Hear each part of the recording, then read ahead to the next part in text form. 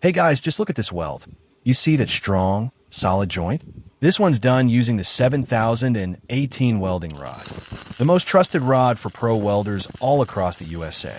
7018 gives you that smooth, clean bead finish, perfect for heavy pipe joints or any structural welding.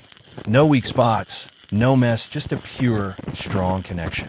A lot of beginners mess up with 7018, but once you learn how to control the arc and angle, it starts to look exactly like this, clean, even, and super strong. Watch how perfectly the bead flows, no burn through, no spatter. That's the power of 7018.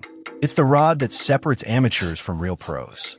If you're just learning, remember this. Keep your arc short, hold steady, and move slow. Don't rush it. Let the rod do the work for you. 7018 isn't about speed, it's about precision and patience. Look closely at this joint. Solid, smooth, and consistent from start to end. That's the kind of weld every pro wants. So tell me, how's this weld looking to you? Clean enough for a pro job, or still needs a little more work? Drop your thoughts in the comments below. And hey, don't skip the next clip. I'm dropping more 7018 welding tips you won't want to miss.